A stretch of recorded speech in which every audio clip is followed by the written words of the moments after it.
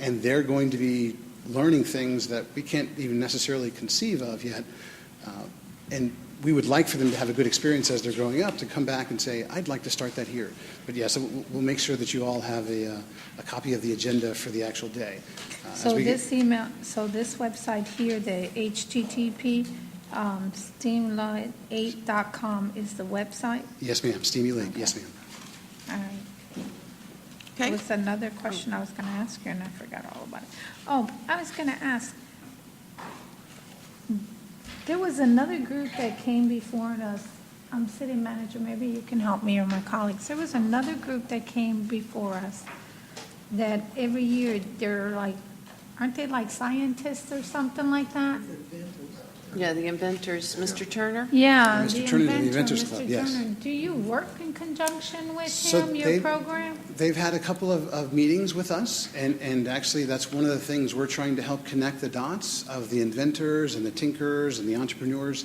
In fact, kind of the last thing on the last slide on the deck is in April we've actually gotten funding to do a startup weekend, and that is 54 hours of entrepreneurial practice to come together and network. We've found several dozen local inventor entrepreneurs in the area that we would like to help cultivate and help them start businesses and start to pursue their inventions. And there's not a lot of resources in the area to figure that out, so we're actually working with SCORE, the Society of Retired Executives, CSU, and Troy University. Troy University is actually hosting that first event with us. And we're trying to get folks together to learn what is it that you need to do to take an idea all the way to the market. I know this event is free to the public, but these students that come aboard, or the interesting people, is there like a fee or something to join this organization or this group? For which one? For FIRST or for Columbus Makes It? Yes, for the FIRST. So FIRST is For either one. Yeah. I'm just asking these questions because if there are people looking and they're saying to themselves, okay, if I wanted my child to go to this or learn about it or participate, would I have to pay a fee for them to be a part of this organization? Right. So what we're trying to do, and the reason I'm so excited, Dr. Lewis has asked to bring the Muskogee County School District, and there are 4 other school districts coming. We're trying to plant the seeds to get as many of these teams started at the younger levels as we can. There is a lower level version of this that's literally for kindergartners through roughly 3rd grade. It's called Junior FLL. It costs $75 a year for a team of 6 children. And you don't even have to buy new Legos. You can use old off-the-shelf Legos, and you can do it. We have several teams at the libraries right now that we're trying to kind of grow and plant seeds to kind of get it out into the rest of the school district. Right now we're working with Fox Elementary. We're doing some after-school programs with them. And I've got one of my former military engineers is actually doing Lego engineering with them. We've got some artists in there as well. And we're trying to get them motivated and interested to say, hey, we'd like to have a team. Because what I understand from the educational complex is money is not the issue. It's interest and capable adults. And by capable adults, what I mean is I have artists that run First Lego League teams, music teachers. You don't need to know the programming. You don't need to know the engineering. The kids will figure it out. They just need you there with a smile to basically supervise and make sure they don't kill each other, and you learn together. That's one of the values I love about FIRST. One of the specific things they state is, we know that our coaches and our teachers do not have all the answers, and we learn together.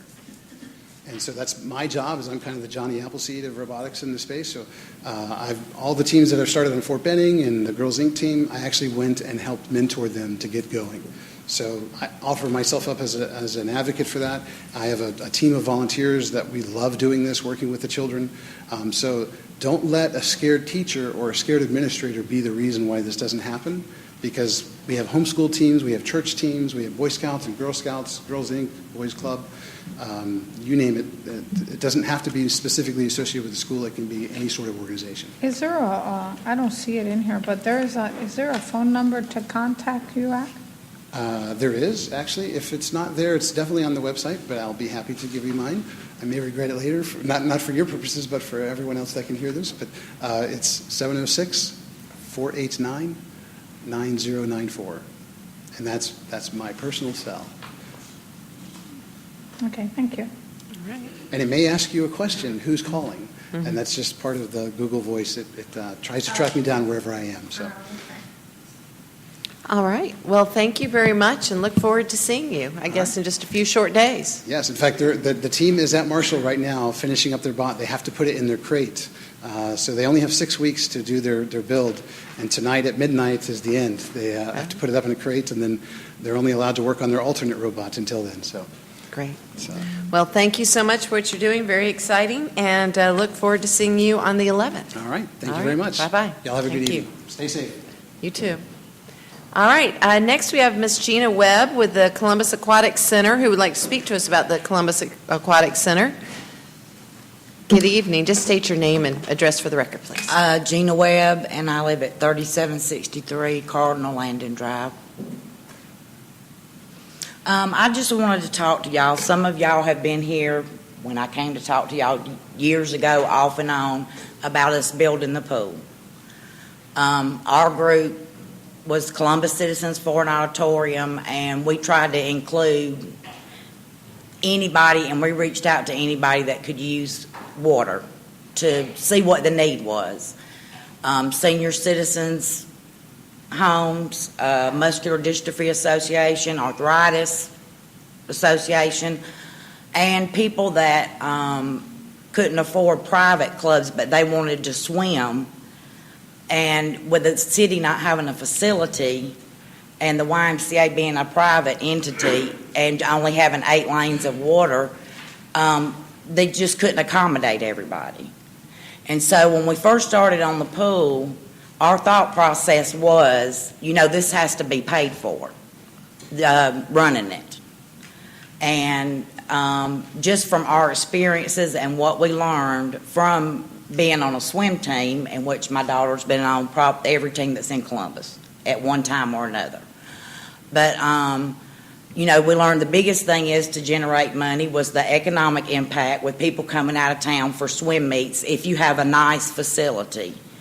And what I learned just from being a swim parent was parents want to go, they don't really go to swim against a team. I mean, you're invited, and if it's close by, you're going to go.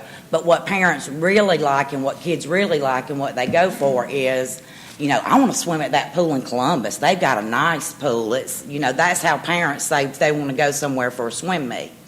When we were in Auburn, people came all the way from Mississippi just to swim at their facility. So we kept that in mind for economic impact. We also... When we explained to City Council about how the pool could be paid for, we did include swim meets. We were talking about if we had a city swim team, that at the swim meets as well. I think I showed y'all way back then, and you wouldn't remember now. And if you're not in the swimming community, it's a little bit difficult to get it all in. But this is one... thing that we got. It's what they called a heat sheet that we got at one swim meet we went to that was near Atlanta. Now this whole book, all that is kids swimming, different individual. Every kid on here and every line you see on all these lines is $6 per. Say a kid's here for 3 days, they might swim 7 events.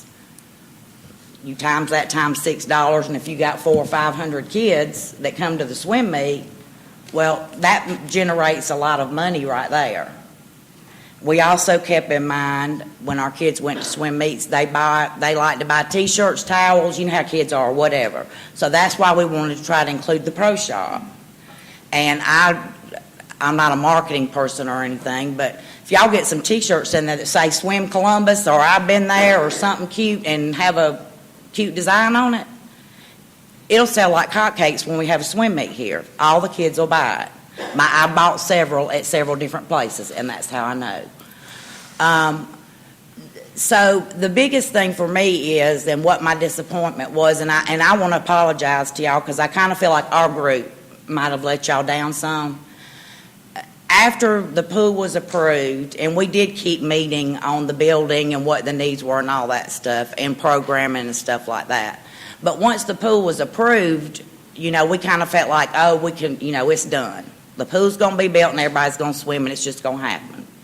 So I came to the ribbon cutting, and I just assumed that all the meetings we had had before about what programs were needed, what groups needed what, a city swim team. And we do have a private swim team, and it's a great swim team, and they have a great program. But everybody can't afford to train at that level, with that level of coach. In the swimming community, there's different levels of coaching. They start at level 1 and they go all the way up to level 5. They have a great coach that's like a level 4, which means he's gotten kids probably to or close to the Junior Olympics. So when you get a coach like that, it's expensive. But I have done a team where a coach is just a level 1, and it's not that hard to become a level 1 in USA Swimming, and you can charge $40 or $50 a month for the kids, or have volunteer coaches, or a lifeguard is capable of coaching. You can join USA Swimming as a club for $120. They are seasonal USA Swimming memberships, and there are year-long USA Swimming memberships. So you could do a seasonal team, and they could join that. You really have to join the USA Swimming to bring people in from out of town, though, for the meets, because everybody's times are recorded. Like we were in Auburn, my daughter that swam mediocre, when we were sitting in Auburn at a swim meet for the kids, a guy broke a world record swimming the 25-yard thing. And my child had just swam like 2 times before, and I was like, oh, you just don't see stuff like that. But swimming, it's that way. And we started the middle school swim club at Blackman Road. It was affordable. It worked. The kids loved it.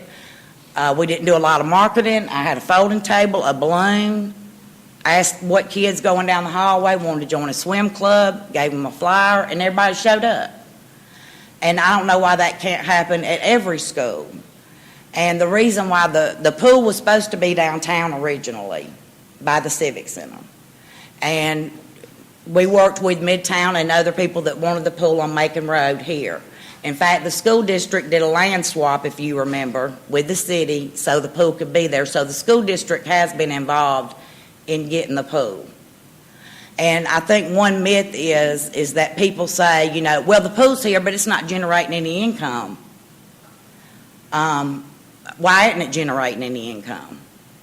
Well, because right now all that's happened is the high school swimmers that swam on the north side of town at Shaw, Columbus, North Side, and Hardaway. Those were the 4 teams that were swimming back when we didn't have any water. And then we had the private swim club. Well, all that's happened is they've moved from the YMCA over to here, and their programs have expanded, and there haven't been any programs added for the seniors, no city club for the kids that live in the area. The kids that live 2 streets over from here, they could be walking here for a swim club. And I went to we got an email to go to the HUD meetings, the 5-year plan. I met a lot of nice people in those communities. Their biggest worry was, we need something for our youth. And I'm not saying every kid can swim, but if they can't do a lot of things, every kid can just about swim. And you don't have to be fast to have fun and enjoy it. I guess my point is, my disappointment is, we said we were going to put the pool on Macon Road, and the pool's here on Macon Road. So it would unite the community. It would be easy access for the kids over here.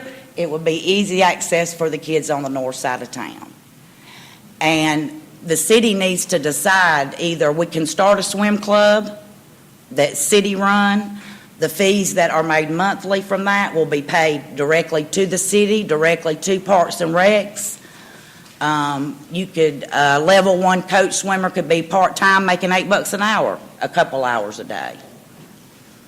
But at least that way, it would be open for everybody to afford to be able to be on a swim club. And I don't know how much the private swim club's paying to use the pool, but the pool is generating a lot of income at the swim meets that they've had over for the 3-day weekends. I don't know what the contract is with the city or anything like that. I do know that their swim fees are up to $150 a month per child. And I was told they have almost 200 swimmers. We're not getting that fee. The private swim club is getting that fee. We're not getting the money for the swim meets, for the swim entries when a meet comes here. We're just getting the economic impact because that's how they fundraise to pay their coach. And it's a great program. It's a great thing, and they deserve to use the pool as they need it too. But we have not included the rest of the community at all. If you don't buy a membership to come up here and swim on your own, you can't even get a swim lesson right now. I mean, think about that. We have a $13 million pool sitting there. We're finding a hard time to pay the bills for it, and you can't call down there and get a swim lesson. So if your kid don't know how to swim and you join the pool, unless you're going to teach them, every pool has swim lessons. They have programs for seniors, and that's how income is generated. And the answer that I've asked a couple times, can I start middle school swimming or do a volunteer swim program? Or, every time it's no. Can we get with the city and y'all start a swim club? Every time the answer's no. When I went to the HUD meetings, I figured out finally that the city Parks and Rec could apply for a $25,000 grant. Gina, I don't want to interrupt you, but I know we've got a lot of is it aquatic done? center, and it's over the 10 minutes. But Oh, I just I'm want to sorry. wrap I up didn't real hear quick. nothing but the last beat. I thought I had 5 more. Anyway, I want to say this. I hope that we can take a negative and make a positive out of it. It shouldn't be anybody against anybody. It should be everybody together like we planned on when we started. We want our private swim club to flourish. We should have a city club that will flourish. So do you have that picture? Okay, put my picture up. This was Carver High School the last year that we were involved with swimming. They had 15 swimmers. I don't want to get emotional, but this is my last thing I'm saying. Those kids love to swim. That year, Carver paid for them to swim because they had won the football title and the athletic department had some extra money. After that, those kids aren't swimming now. And where are those kids? They loved it. The girl right there in the back, the last girl, very heavy set. She felt like she belonged to something. She couldn't swim that well. And I remember the first swim meet we went to, and I always told the kids, look, you don't have to be the fastest. You win if you finish at your first swim meet. If you make it to the other end of the pool, you've won. Don't worry about it. That child got stuck about midway through her 25-yard race. And I saw her struggling, and she was fixing the dog paddle, and she was starting to panic. I just ran up beside of her. I said, come on, you can make it. And the whole pool had stopped because the race was over. It took that child about 2.5 minutes to get from the half end of the pool to the other end of the pool. But I've never been more proud. Everybody at the swim meet stood up and was applauding for that child. Nobody was upset because it took her that long. And that's how swimming is. I've been watching the Special Olympics swimming on Friday nights, come up here watching them practice. A little boy ran in the pool, and he must have been about 9. I don't know if he was autistic or what, but he was telling his daddy, y'all don't come. I can do this by myself. Don't come with me. I got my towel. I got my stuff. I know how to do it. You go up there and watch. And it's stuff like that you can't, either we're going to invest in our youth with this pool or we're not. And if the city doesn't want to start a team, I would like permission to start an affordable swim club, and thank you. Thank you, Gina, very much. Appreciate you being here. Thank you. We're going to move into the city manager's agenda. I know you've got several items. I don't know if you want to bring up the pool items, but I'll let you consider that while we listen to Councilor Allen wants to make a comment. Mayor, you read my mind. I was going to ask if, the aquatics group and the working They're here, group, yeah. They sat through the last council meeting, and I think it'd be appropriate to go on and ask them to come up now. Okay. Mr. City Manager, we'll turn it over to your agenda. You want to go ahead and bring up those 2 aquatic center items? Okay. And we got some young people, too. I bet they got bedtimes at some point. Yes, at the last meeting, Councilor Allen asked to hear from the Aquatic Center Task Force, unfiltered, and so I asked Dr. Worsley to talk to the co-chairs, and co-chair Brian Abeda is here, and I asked Dr. Worsley, don't talk to him about the Aquatic Center. You just let him come and do what he wants to do. Don't get involved in that, and so I'm going to call Brian Abeda forward, co-chair, and let him present his talk unfiltered. Okay. Good evening. Brian Abeda. Okay. Madam Mayor, City Council, City Manager, thank you for letting me present tonight on behalf of the task force. So a few things I'd like to address regarding the Aquatic Center, if I could, just in general, before I get into the presentation. I would dare say that the Aquatic Center that we have is probably the finest venue, sports venue that we have in the city, relative to other facilities that I've seen around the state. As evidence of that, the NAIA tournament meet is next week. That we can have a meet of that magnitude here in our city, I think speaks to the quality of the venue. Also this summer, we have the Georgia State Long Course meet. Typically that meet is held at the University of Georgia or Georgia Tech, but they found that this pool is of quality to have that meet. Again, shows you how good this pool is. Having traveled around the state, I also would say that this is among the top 5 pools in the state of Georgia, which is a very, very swim dominant type of a state. A couple of things also I'd like to address is Ms. Webb did bring up Special Olympics. The pool does accommodate the Special Olympics and the disabled special needs swimmers routinely. So we are reaching out beyond just the competitive swim teams. Also, the Aquatic Center has a Learn to Swim program, and they've partnered with a local company that reaches out to it's the 3-year program reaching out to elementary schools within the Midtown region, and we'll be reaching out to other schools as we can grow that program. So again, it's trying to reach out beyond, certainly within the Midtown area, and reaching out to the neighborhoods within this region, trying to teach children to swim and to expose them to the sport of swimming. Ideally, the main thing is to teach them to swim so that they don't have an unfortunate accident in the future. So I think those are ideas that are and programs that are existing because the Aquatic Center is here. So I think it proves that this is a good location for the center.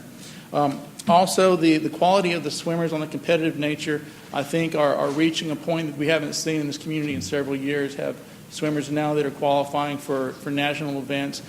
They are competing at the state level. I think at the high school level, we have, in many years past, only one team in Columbus High School has been the only team that has sent swimmers to state. But this past year, we had contingents from Northside High School, from Brookstone, as well as Harris County, swimmers who are using this pool, now competing in the state meet. So that's just some dividends that I think this pool is producing in short order. I am just representing the task force. We have some task force members here in the audience.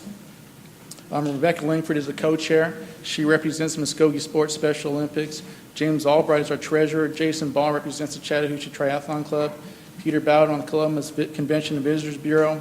Sally Bradley is the high school coach. Janet Bussey, Dr. Janet Bussey represents the senior citizen community representative. Okay.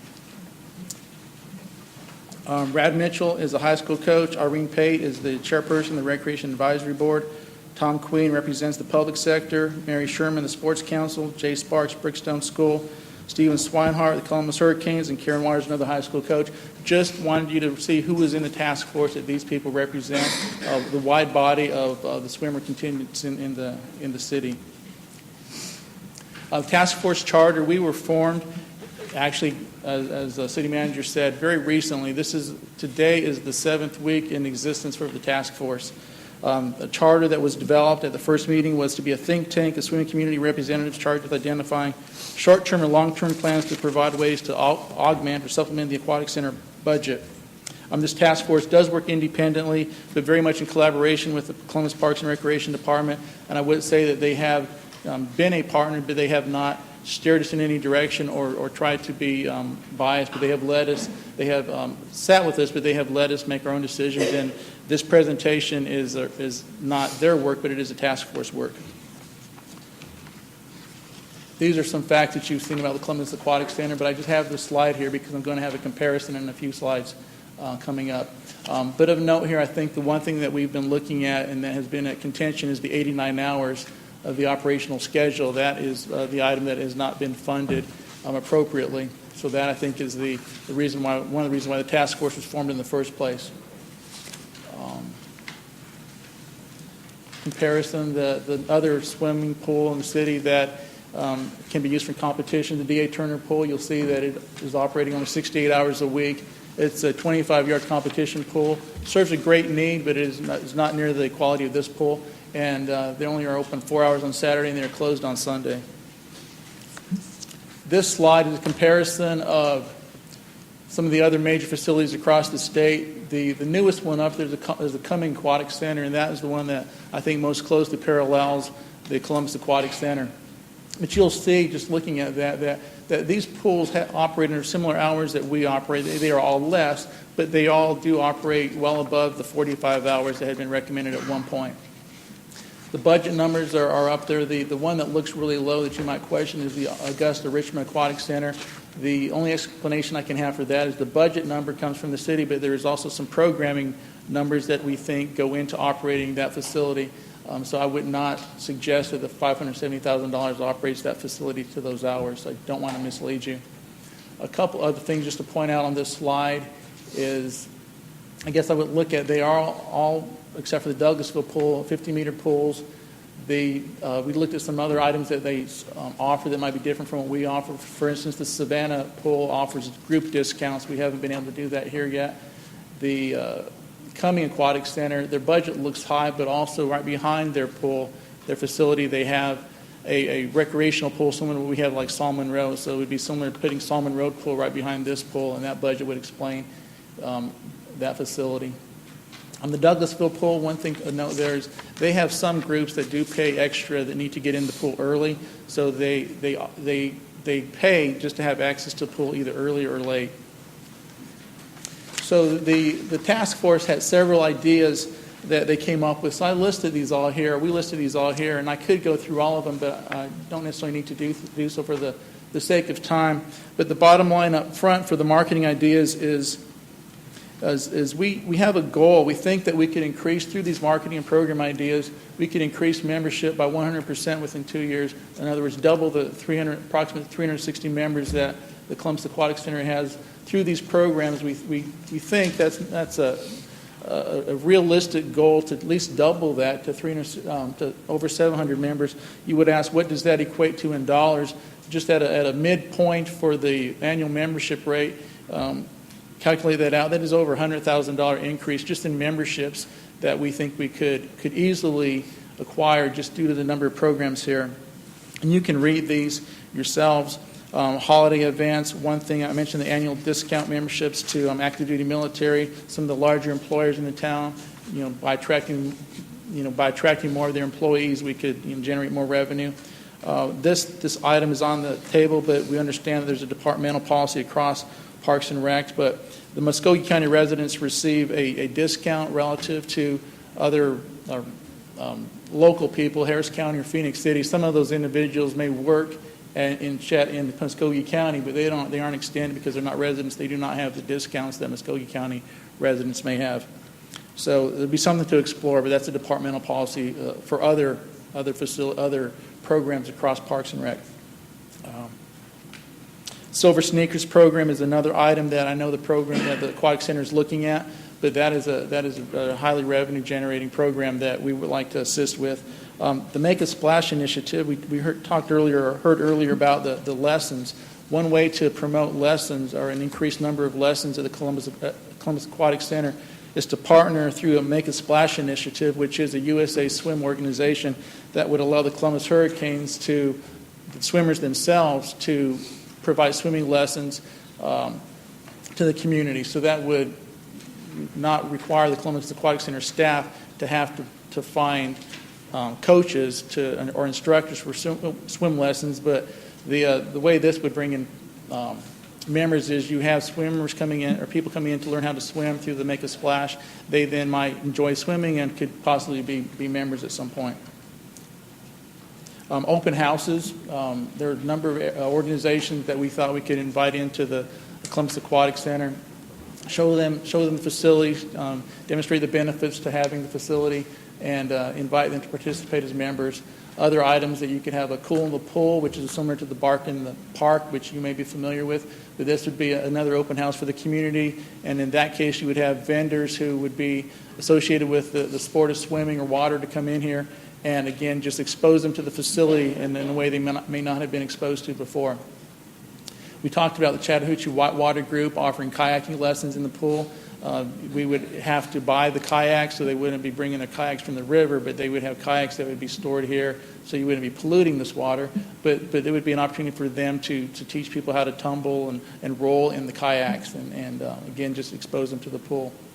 Columbus State University hasn't been reached out to formally or aggressively as far as providing them an opportunity to have intramurals, swimming intramurals as part of their university. A club swim team hasn't been discussed with them, but these are great opportunities to have more participation in the pool, bring them into the organization. Further on down the road, it would be wonderful for Columbus State University to have an intercollegiate swim team. There aren't that many swim teams in the area, but there are a vast number of swimmers, high school swimmers, who want to swim competitively, and having CSU have a swim team would be wonderful for the community.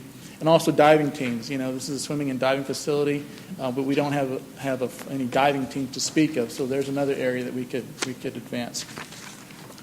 On the media front, we would like to more actively engage with television spots, the Ledger Enquirer, Columbus in the Valley for spots. We've already made some inroads into those organizations to have some spots just promoting the facility. Through social media, again, vastly use that media. We probably have some swimmers in the back of the room that might be on Instagram right now publicizing this, but take advantage of that. The Facebook site we have right now does not provide up-to-date.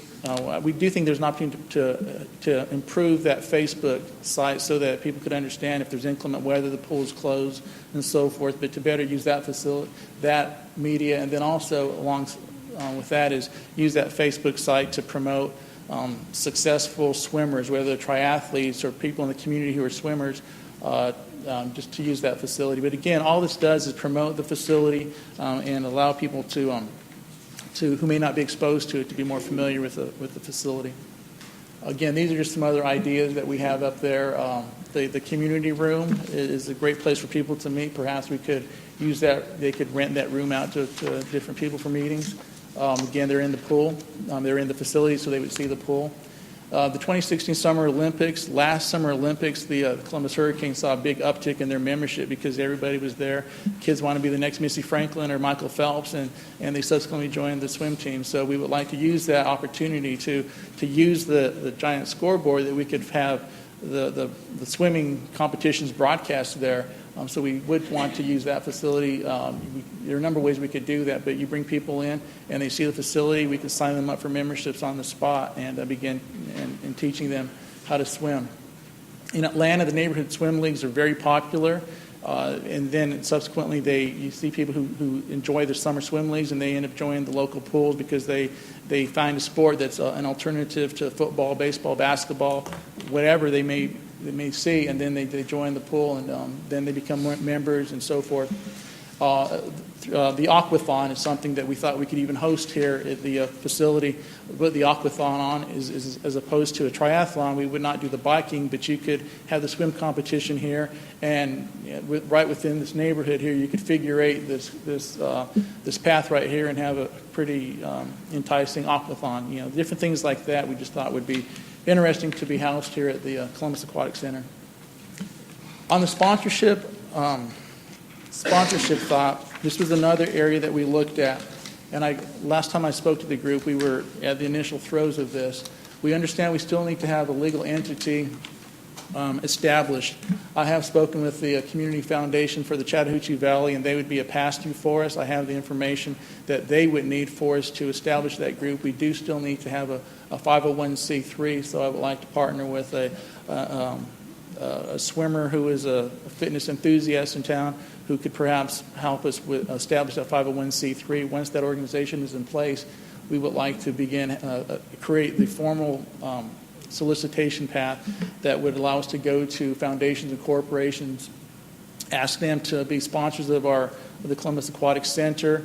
In return, they would have their name on the scoreboard at different sizes according to how they sponsor us. If we approached a corporation, part of the sponsorship would include membership discounts. Currently, there's nobody staffed at the Columbus Aquatic Center to do this, and you would need somebody from either the task force or somebody else to help form that group that would go solicit these funds. But we think it wouldn't be out of reach for the sponsorships to be able to attain $100,000 on an annual basis through sponsorships. We don't think that's too far out of reach. For corporations at $20,000 or in denominations thereof, that shouldn't be that difficult for us to reach. Some recommendations we have. We did look at the hours. We did look at some of the different facilities around the state just to see what we have. We do have the highest number of operating hours from the facilities we did see. Based upon the groups that we represent, we think that we could reduce it. I mean, we have 12 hours a week that we would consider reducing this to. Not that anybody really wants to reduce the hours. If you do reduce the hours, you do infringe upon perhaps some different revenue streams, but we did not want to come to the city council and not look at the hour reduction. So what we would look at would be close a half hour earlier Monday through Friday. Saturday, instead of staying open from 6 to 8, you open a half hour later and close 4 hours earlier. We think that's realistic. Perhaps close on Sunday. Some other facilities do that. Not that we want to do that, but that is an option for us. Closing on Sunday is a greater impact as far as dollars go because you're not opening the facility at all, so the facility would stay dark that day, so the lights completely stay off and the utilities would be utilized at a much lower rate on Sunday. So if we did need to look at something, Sunday would be the greatest impact as far as the budget goes. An alternative option to the hour reduction is to, if some groups really are the primary users of the facility at certain hours of the day, such as in the mornings, perhaps the facility could open later or be operating later, but the organizations who are the primary users of the pool, say early in the morning, would pay a fee to have access to the pool earlier in the morning. So finally, the final page here is we would like to collaborate with the Community Foundation of the Chattahoochee Valley to pursue the sponsorships, establish a 501c3. No time frame established right now to do that, but if the council agrees with these recommendations, I think that could be done within maybe 60 days, but I would need to come back and adjust that if I found out that was not accurate. Enact the marketing programs that we discussed with the task force oversight and participation in conjunction with Parks and Recreation.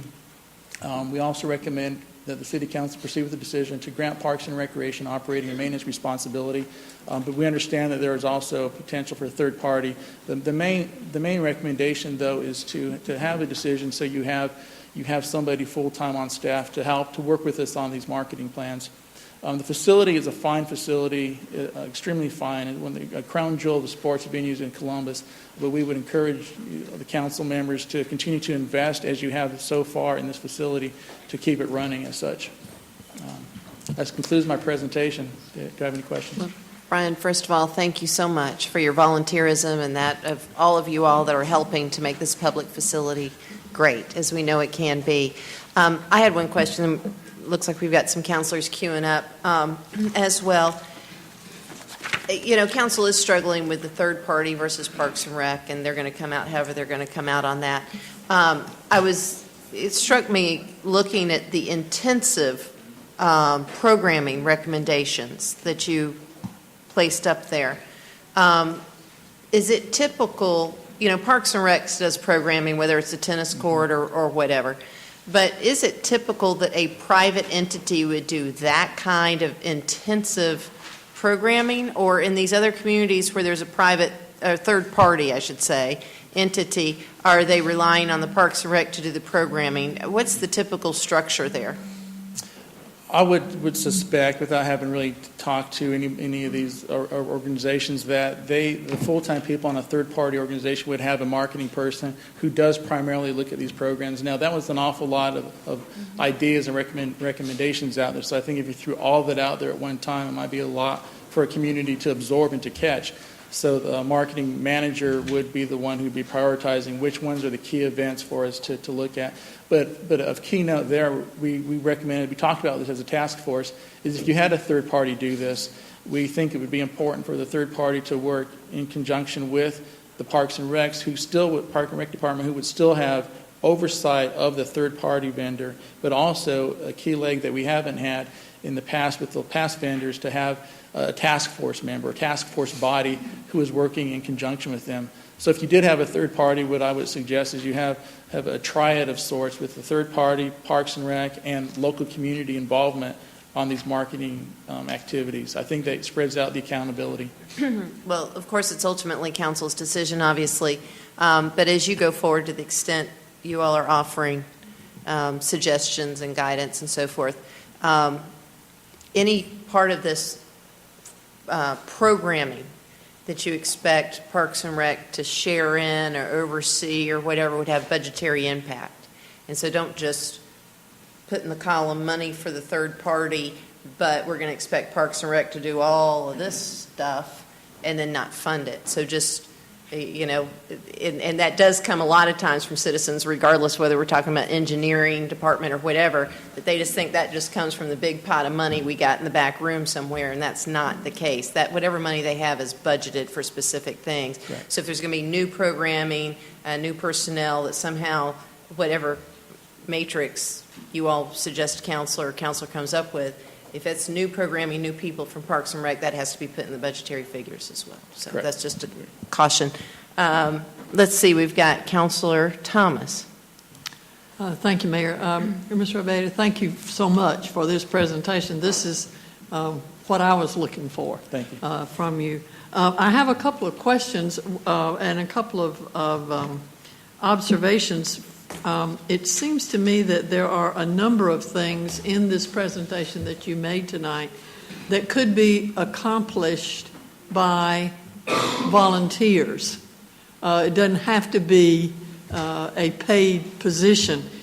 Would you agree with that? And would you agree that we have people who are willing to volunteer to do some of this? Yes, ma'am, absolutely, and that's what I was speaking to a second ago, is I do think that these programs, we would want somebody full-time to help manage these, but I don't think they would be fully, they couldn't perform to their maximum without having volunteers support them with these functions. So the task force, I think we have maybe 10 to a dozen members, have all been volunteers, and with great enthusiasm. So I think that we would be able to reach out for volunteers to help with these programs, absolutely. One of the jobs that comes immediately to my mind, I happen to be a member of the Rotary Club of Columbus, and we have a web page, and we have one of our members who maintains that web page, volunteers to do that. I would be willing to venture a guess that there's someone connected probably with the Hurricanes that we could talk into maintaining the web page, the Facebook page. Mm-hmm. It would be, under the auspices of the city, but this is something that, folks do all the time. So that's one of them. One of the really interesting things, though, that you mentioned were the Summer Olympics, which I believe are in Rio. And if I need to go to Rio to check that out, it would seem that would be a terrific event for the summer, and maybe one night have a Rio night, Exactly. where something's going on that connects us to Rio. And I think the more we get people into the facility, the more we're going to see our membership grow. Exactly. And then one of the things that I wanted to ask about cutting the hours. I unfortunately do not know, when we have competitions, swim meets, do those take place on the weekend? They do. And so how would it affect those competitions if we closed early on Saturday and didn't open on Sunday? There would have to be an exception in that case. If there was a meet, a large meet, typically large meets go Friday night, all day Saturday, and Sunday, so there would have to be an exception in those cases. But that would be something that, or there's a question mark at the end of this. Would that be something that would bring revenue into the city to Those help do. pay for those additional hours? That's correct. Currently, my numbers may not be exact, but the city does receive money from those meets. There's as Ms. Webb spoke earlier, there is a fee per splash, and a certain factor, like I'm not sure if it's $1 per splash, but that is what we pay back to the city. But the per splash fees go to pay referees and officials. So there is expense that those cover, but part of the expense is paid back to the city. And I understand, I've been told by someone I've talked to over the last several weeks about this, one of the things that you suggested in here was, or that the task force suggested, was perhaps having the swim lessons be provided by someone other than a city employee. I'm looking for It's right. It was the Make a Splash. the Make a Splash organization. initiative. Those, and as I understand it, the coaches of our swim teams, both the high school swim teams and the private swim teams, are all certified lifeguards. Is that correct? I know for the Hurricanes they are certified lifeguards. I'm not positive that the high school coaches are certified lifeguards, but in this situation it would be in conjunction with the Columbus Hurricanes, who, granted, the coaches are lifeguards. Many of the swimmers themselves are certified lifeguards, but typically the ones who would be the instructors would be the athletes themselves, who are many of which are already certified lifeguards. And I don't have any clue how much you charge for a swim lesson. Can you enlighten me at all? I mean, is it I don't have a number. I don't know is if it anybody in the 25 audience has a bucks? number. $30? Holly or About how much is a typical swim lesson? $55 for 8 classes. Okay, that's what I needed to know. $55 for 8 classes. So if you charge $55 for 8 classes, or let's round it off to $60, some of that goes to the Right. city, and some of it goes to the We would have club? to determine the details on that, but I do know that the discussion has not been that that would be revenue generating solely for the club, but that would be a shared revenue between us and the city. Well, again, as I said, this was the kind of thing that I was looking for, were suggestions for how we can do this. And at one point, and I don't know if this is still in the plans, Mr. City Manager, Dr. Worsley had said to us that probably the Parks and Rec Department would maintain running the facility at least through the end of this fiscal year. And then if we decided to hire a third party, we were maybe looking at July 1 for the third party. And those dates are not set in stone, obviously, but wasn't that what he said, Mr. City Manager? Well, we kind of got consensus, without a vote, of course, at the last meeting that we would use a third party.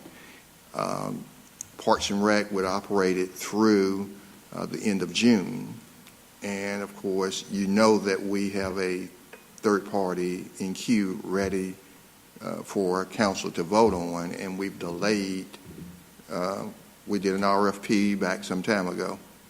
And when he's talked about Company A, that's a real company. We just haven't given you the name. So Parks and Rec would operate through June 30th. Third party would take over July 1st, would be the goal. And of course, subject to a vote of council for them to do that. Well, We haven't voted on that, right? Yes, we need, last meeting when we talked, you didn't vote, but what we were here, and the consensus was third party. We really would like to know. We need to know. And right now, we are operating on third party. Okay. Yeah, And, so- and do either of you think that if some of these volunteer activities that have been put into here are put into place, that would have an impact on this third party? I mean, a negative impact on how they ran, I mean, what would their reaction be if we said to them, we're going to allow the Hurricanes, for example, to do swim lessons?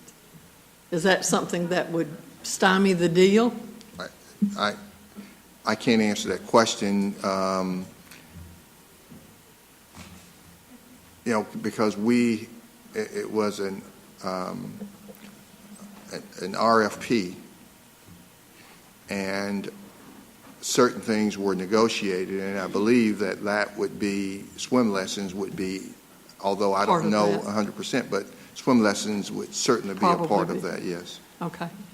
So there might be things that have been suggested by the task force that a volunteer could do, and there would be others that the third-party management group would Correct. have to do. Yes. Okay. And we can work those kinds of things out. Again, I want to thank you and the task force for your work. I think you've done an excellent job, and I appreciate it. Thank you. Well, thank you for the kind words. Oops, Counselor Huff. Mr. Bader, thank you for being here, and everyone else, I appreciate it. I learned to swim at the age of 9, and basically had nothing to do that summer. It was just something I thought about doing. Turned out to be one of the best decisions, because in playing football, basketball, and baseball along the way, and especially baseball, as all the parents know, as you travel, you spend a lot of times at hotels with pools. So we had a lot of fun. My first question is, did you all take a look at the original plans that Parks and Rec had, stating, there's been a lot of comments, Parks and Rec was running the pool very well and all of this, but my question is, it was told to us in the beginning, initially, that we would need additional full-time people. So that means third party, additional people. Somebody else had to run it besides the regular Parks and Rec employees. Was that taken into consideration in comparing this third party to us adding additional people? We did not look at a comparison between, or really go into what the third party, because the task force was not privy to what the RFP stated, and was not discussed with what any of the vendors who replied to the RFP offered. As part of that, the only discussion we had with Parks and Rec relative to a marketing full-time person or staff member, and we all would agree from our perspective that as volunteers, we would rely upon there being somebody who would help at least coordinate the activities. Now, the task force and volunteers could help support those activities to be employed and to be implemented, but there would need to be somebody, whether it's on the third party or it is the Parks and Rec Department was the one who operated this, that there was somebody who was a staff member, but primarily somebody who knows a little bit about marketing, who does know a little bit about these programs. Okay. Earlier, the young lady on public agenda spoke of some of the kids in the neighborhood. Did that come up in discussion on how to get the kids that are in the neighborhood? And we have a high school here, Carver High School. Right. As far as getting the high school involved again, what would it take to get them involved? It would be absolutely wonderful if we could have more high schools participate in the high school swim program. I did mention the Learn to Swim program, so that would be a long-term effort, reaching out at the very young age to bring swimmers into the program. They will be moving into the local high schools within this vicinity. I do recall an article in the paper not long ago, and I know that one of their task force members Coach Waters from Columbus talked about how the sport really is growing for the high schools, and she remarked in the paper about how wonderful it was that other high schools are being more active in there. So we have seen an uptick with Hardaway, with Shaw High School. We would absolutely love to see the Carvers and Kendricks and Spencer's, other high schools participate in the swim program. But absolutely, there's an opportunity there that we need to be more active with. Is there anything that we can do in our areas where we are, that kids, to get your long-term vision, to Well, bring in smaller groups earlier? I think there could be, and I think it would be something that we would want to bring, to give you, arm you with some information, whether it would be you go to the middle schools and the high schools in your areas, in your districts, and help promote the sport. But I think it would be better for us to provide you with that information so you could go in there with something in hand to give them.